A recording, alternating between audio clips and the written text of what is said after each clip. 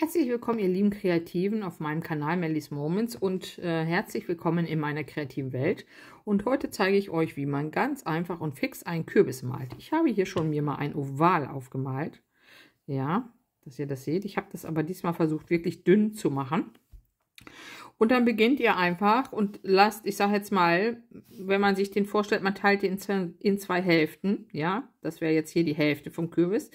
Dann nimmt man die obere Hälfte noch dazu, also sage ich mal 3/4, kommen jetzt hier für diesen ersten Teil vom Kürbis, da malt ihr euch nämlich wieder so ein Oval hinein, ja, dann möchtet ihr gleich hier oben den Stängel reinsetzen und der Stängel will nicht zu weit werden, das heißt, ihr dürft hier nicht zu tief ansetzen, ganz wichtig, sondern müsst den nächsten Bogen ein bisschen höher malen. Und malt euch das dann hier an eure Form ran. Da kann es ruhig noch mal tiefer gehen, das ist nicht so schlimm. Auf der anderen Seite genauso. Hier an eure Form ran. Malt jetzt den nächsten Teil wieder ein bisschen höher. Wir können auch hier jetzt erstmal unseren Stiel rausmalen. Dann haben wir die Form nämlich schon mal gleich klar.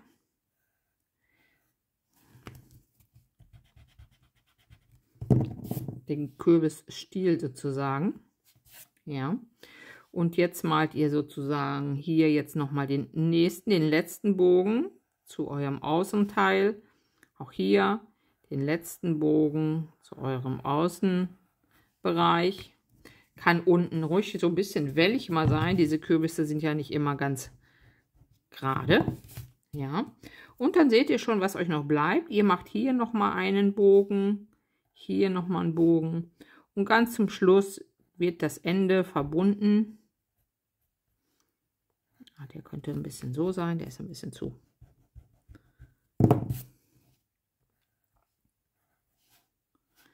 So, und dann habt ihr schon eure Kürbisform. Schnittstelle vom Kürbis. Der hat ja hier meistens solche bisschen eckigen Griff, ja, und ja, und dann kommen hier auch noch mal so ein paar Kringel raus aus dem Kürbis und vielleicht auch mal ein Blatt. Kürbisblatt ähnelt ein bisschen einem Ahornblatt, das heißt, ihr macht hier einen Bogen und macht hier einen Bogen, zwei kleine Ecken, oder vielmehr einem Weinblatt ähnelt das ja auch so ein bisschen, ne? Und hier vorne nochmal. Und habt euer Kürbisblatt.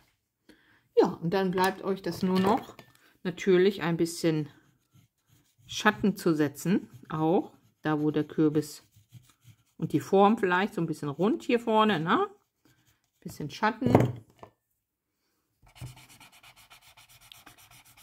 Und dann könnt ihr schon. Ja, der Kürbis ist ja hierhin so ein bisschen rund. Unten drunter den Schatten wirft er jetzt. Und dann könnt ihr das Ganze schon ein bisschen farbig gestalten. So, ich mache es mir einfach. Ich male jetzt den ganzen Kürbis erstmal in einen sehr viel helleren Ton an, als er am Ende wird. Denkt daran, Lichtpunkte zu setzen. In diesem Fall scheint das Licht immer auf diese gewölbten Teile von dem Kürbis und in den Rillen entsteht der Schatten. Ne? Und deshalb, ich mache jetzt aber erstmal dieses ganze komplette Ding hier in einem schönen Hokkaido-farbenen, naja, Hokkaido ist noch ein bisschen rötlicher Farbton.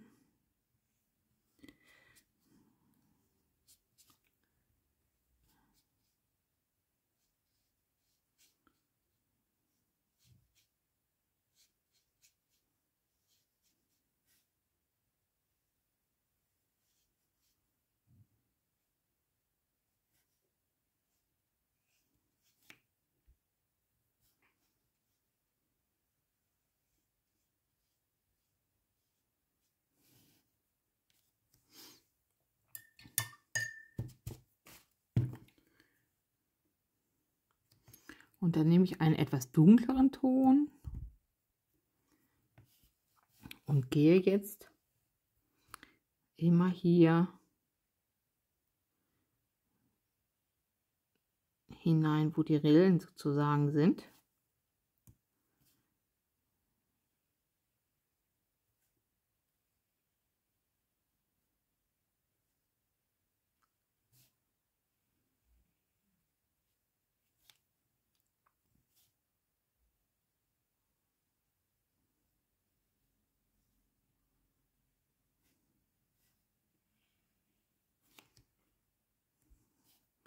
Damit ich hier nicht so einen Strich bekomme, gehe ich nochmal mit dem hellen Farbton rüber. Wobei, jetzt wird es schon auch ziemlich dunkel. Mal gucken, ob wir das noch hinbekommen. Das ist hier so warm bei mir.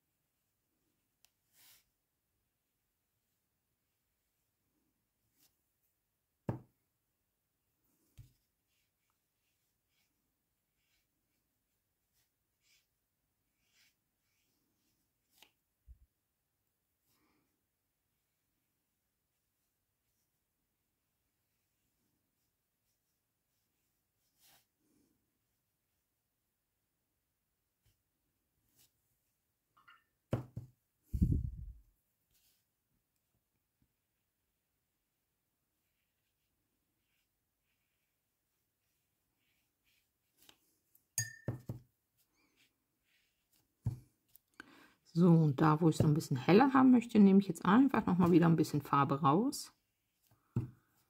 Da, wo die Sonne drauf strahlt.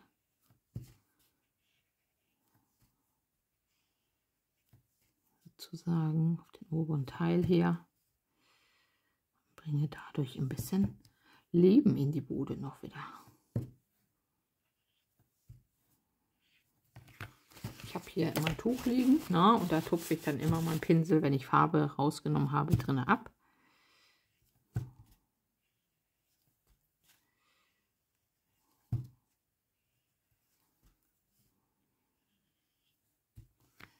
Ja, und jetzt haben wir hier schon so ein bisschen Spiel mit Licht und Schatten. Ich will mal gucken, ich will hier unten eventuell noch mal einen ganz Hauch dunkler hingehen, solange es noch feucht ist. Aber eventuell mache ich das dann auch gleich lieber mit einem Buntstift. Da ist das Schattieren, finde ich, etwas leichter als mit den Farben.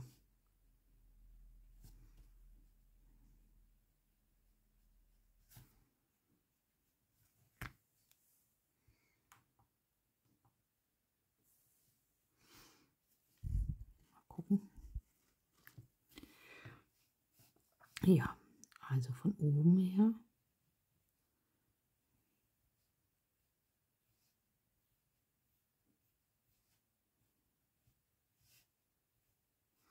Wer sich das nicht zutraut, solche feinen Linien hier zu ziehen, der macht das lieber mit einem Buntstift hinterher. Das sind so hier diese typischen Kürbisriffeln.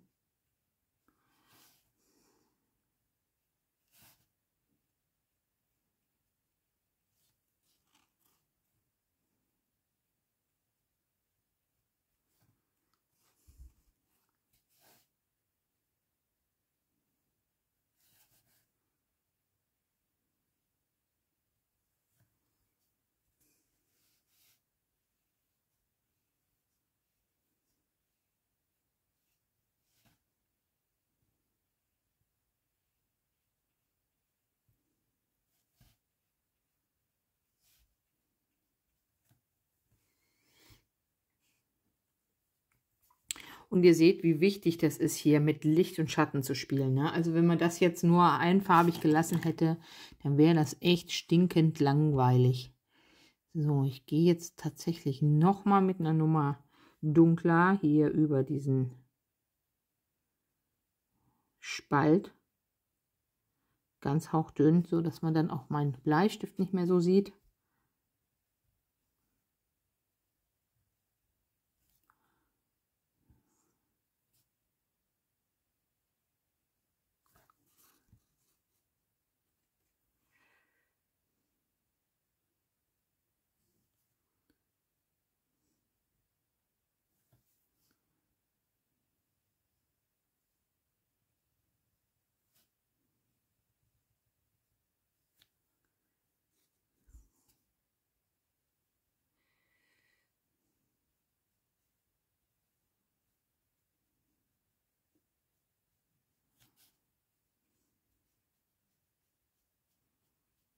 Ja, ich krieg's, glaube ich, sogar diesmal so hin.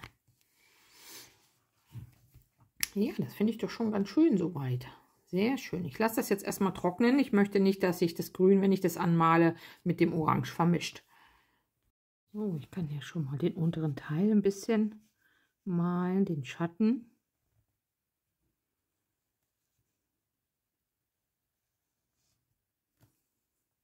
Dann lasse ich das jetzt einfach so ein bisschen auslaufen.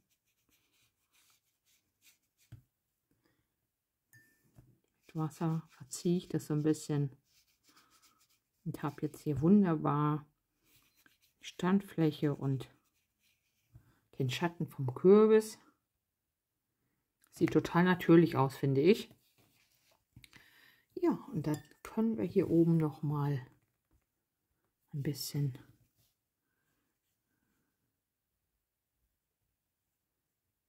uns dem Stiel widmen.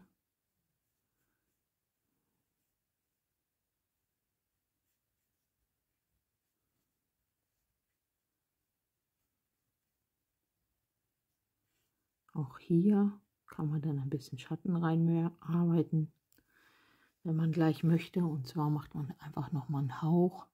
Ich würde jetzt nicht mit Grün reingehen in dunkler, sondern auch tatsächlich mit einem leichten Braunton. Und das hier unten an der Kante.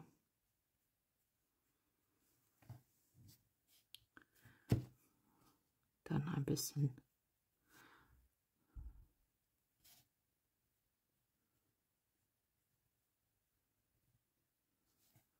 genau, und dann haben wir noch das Blatt.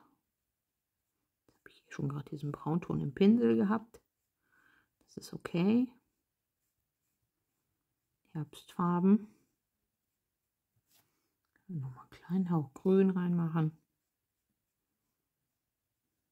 Dann wird es etwas lebendiger.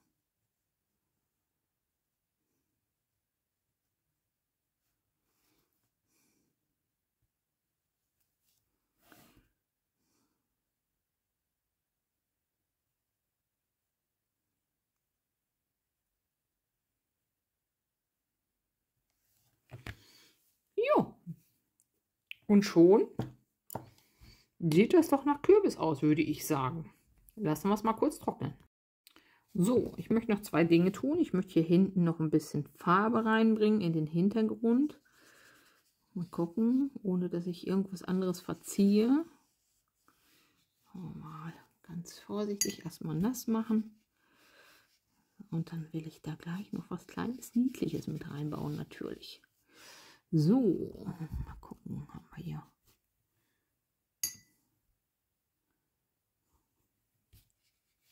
Genau, nur so ein bisschen blau noch.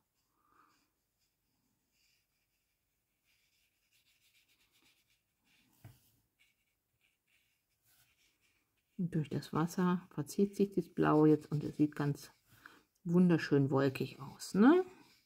Hat ja nicht so eine harte Kante.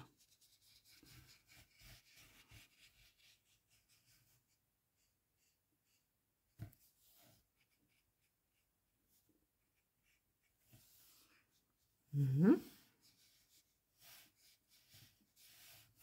Sehr schön. Lassen wir das nochmal wieder kurz trocknen. So, ihr kennt mich ja, ne? Ich mache ja immer irgendeinen kleinen süßen Besucher, hätte ich hier so ganz gerne drauf. Und ich versuche mal, oh Gott, das ist aber wirklich schwer, den so klein zu malen. Also, mal schauen. Also, hier machen wir den Kopf. Und dann geht das hier mal so.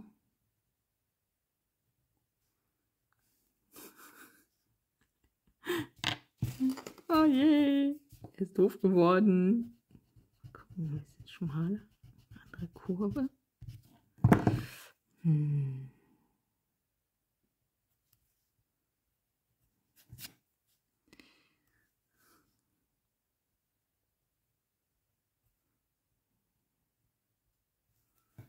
So ein kleiner Wurm, der da hochkrabbelt.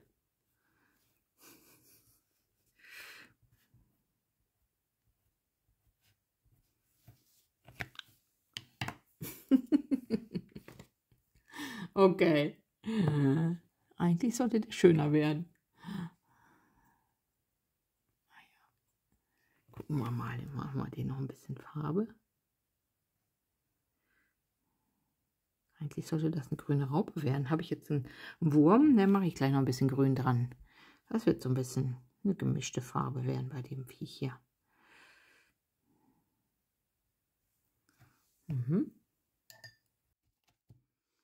Kurz mal trocknen.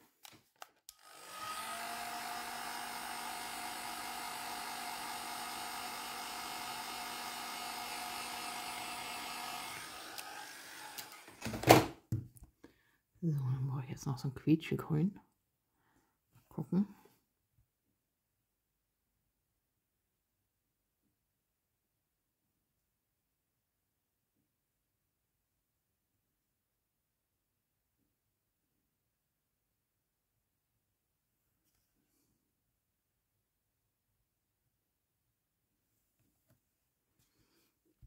Die quietschegrüne Raupe, die da hochkrabbelt.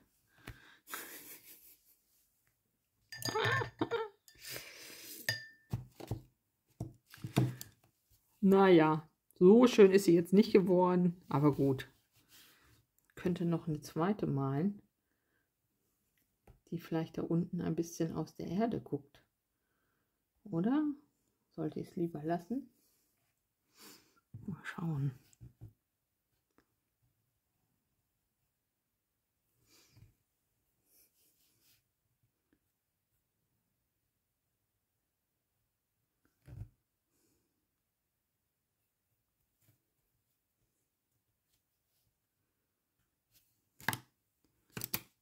Mal wieder diese Farbe.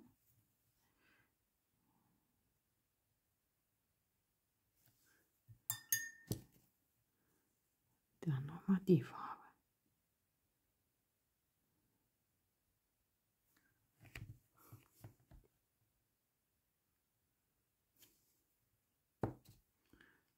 Und die Erde. Muss mal ein bisschen braun. Ja.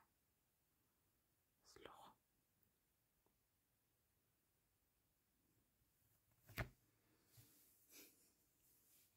Ach, ist doch süß. Ist doch süß. Ja gut, ich lasse es einmal wieder trocknen. So, ihr lieben Kreativen, da ist das gute Stück. Ich habe es noch auf eine passende Karte geklebt, mal tatsächlich so ein bisschen herbstlich. Habe es mit einem Stempel versehen, den habe ich diesmal auch mal in farbig gemacht und dann noch mit einem Buntstift ein bisschen hinterher gemalt. Und so ist es nicht so hart. Diesmal ohne Feinliner alles gemacht. Ja, und ich bin doch ganz zufrieden damit. Den kleinen Raupen oder Würmchen hier ist auch wieder mal ganz süß. Wenn euch dieses Video gefallen hat, würde ich mich sehr über einen Daumen freuen, wenn ihr meinen Kanal abonniert, solange ihr es noch nicht gemacht habt. Und ich hoffe, wir sehen uns dann im nächsten Video wieder. Bis dahin, macht's gut, eure Melanie.